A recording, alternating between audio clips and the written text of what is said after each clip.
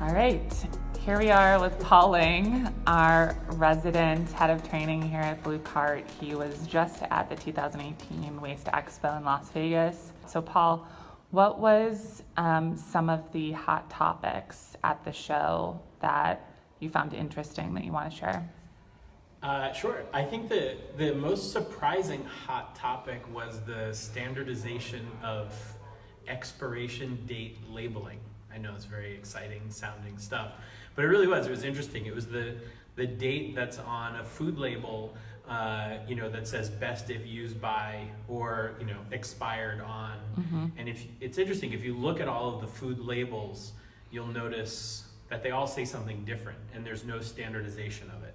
And that really adds to food waste. If people aren't kind of all doing the same thing, things are getting thrown out too early or too late, to be honest with you. So the idea that those labels should be standardized it was kind of across the board. A lot of the companies that were there were talking about that specifically. The conference though it really dove into every chain in the life cycle of food waste. And to me, the most interesting one was even before food gets produced, it's educating the customer or the consumer first on what their expectations should be about food, and what my perception as a food buyer, whether it's a consumer at home or a restaurant or wholesaler or whatever, is what is the expectation I should be getting from food? Should I expect that things should be produced out of season? Should I expect that things, you can go ahead, it's okay. Yeah. Should I expect that things should be produced out of season? Should I expect that I should be get larger quantities of things? What is the perception of people when they're buying food? So that's something that could be addressed beforehand, before anything is grown or produced. So that was a really interesting part of the food chain. Got it. You were talking on a panel while you were there, mm-hmm. right? And the panel was called How Technology Can Help Manage Food Waste. Got it. And what were some of the other companies that were part of that panel discussion, and what were their initiatives or apps? There were 3 other companies on the panel itself. There was a company called Divert and a company called Spoiler Alert, and just funny enough, they're both from Massachusetts. And they both deal with sort of post-waste. So after food has been wasted, mm-hmm. What can be done with it? So they deal with large retailers and large wholesale suppliers. So anyone from Target to, I think one of them worked with a food meal kit company, et cetera, et cetera. So they deal with companies like that on, I guess, not only after food has been wasted, what to do with it, but how to reduce food waste as well. So they kind of work on both sides. And then another company called Copia is a different business model. They actually are a marketplace for potentially wasted food. So people who, let's say they have a big event and they have a bunch of sandwiches left over, they can go onto Copia and say, hey, we have 500 sandwiches. And then there's a marketplace of kind of buyers on the other side who would be food banks or charities that can say, oh, we'll take those. And then they work out the logistics and how to get them to them. What's interesting is these are all for-profit companies. Mm-hmm. So these aren't, charities, or these aren't sort of government programs. These are profitable companies that are addressing food waste. And I thought that was interesting too, because I think you always looked at food waste initiatives as goodwill. But now people are actually seeing how they can benefit from it, whether it's literally just a return of investment from the company itself, or tax write-offs, or whatever. So it was interesting. And then I guess to speak to what we were doing on the panel, BlueCart is in a kind of a unique position when it comes to the food waste life cycle, and that we're at the transactional level. We're at the point when someone is deciding to purchase food. So why are they deciding to purchase this food, and how much of this food are they deciding to purchase, mm-hmm. are really important factors.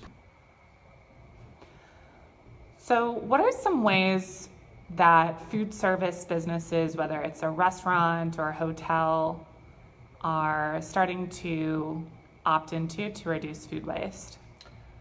That's a great question. There's a lot of ways. The chef from the convention center actually spoke, and he was really interesting because he talked about mentoring. He said mentoring is one of the biggest ways that they reduce food waste, and that comes from mentoring new cooks or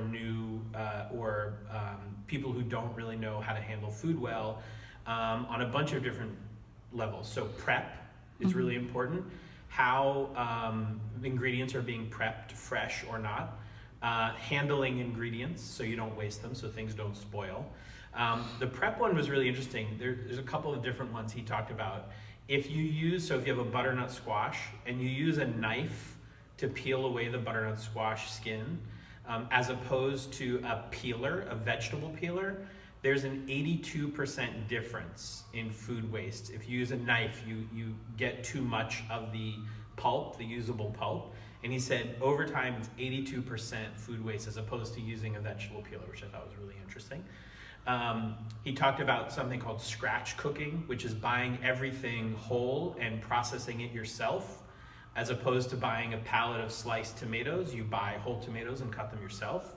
But then the obvious question from that is labor costs. So you're paying someone to slice those tomatoes as opposed to buying them sliced. And he's like, well, that's the balance. You have to find the balance between labor costs and quality of food and then food waste as well. And then you get into technology, which is where a company like BlueCart comes in. There's lots of different ways you can make decisions on your purchasing, how much you're purchasing, who you're purchasing from, when you're purchasing, if you're purchasing in bulk or if you're sort of making smaller purchases throughout the week. And that is applicable to home as well. They said that for home food waste, the number one reason food is wasted in the home is packaging. So things are in too big of packages and you just sort of waste what's ever left over in the packages. So I thought that was really interesting too. So it's really, there's so many different sort of links in the chain of food waste. That's really interesting. And to go off of what you just said, things that you can do in the home, is there anything in particular that you thought was a really great piece of advice that can be implemented easily for anyone, whether it's a homeowner or a business, to do one thing to reduce food waste? Yeah, it's learn how to use leftovers better. That was like what the chef said, and also there was a lot of city governments and state entities talking about food waste, and they said education, so consumer education on how to use leftovers. So when you have a potato that's been cooked, what can you do with it instead of just throwing it out? So educating yourself on all the different preparations and things that you can do creatively. That's a great cookbook idea that I'm thinking of, it like leftover cookbook. Yeah. And then also from a restaurant side, having a chef or a boss who understands that food waste is not about like getting the perfect cut on the tomato. It's actually, there's a return of investment on food waste. If you take all of those vegetable scraps and you make vegetable soup from it, you're now profiting on something that you would have thrown away. Or if you're trimming meat, you save all those scraps and you make sausage out of them, or you make meatballs, or you make something out of it. So having that knowledge on what to do with the food that potentially is wasted is probably the number one thing that people can do to help. Awesome. Any closing thought or piece of advice that you want to share?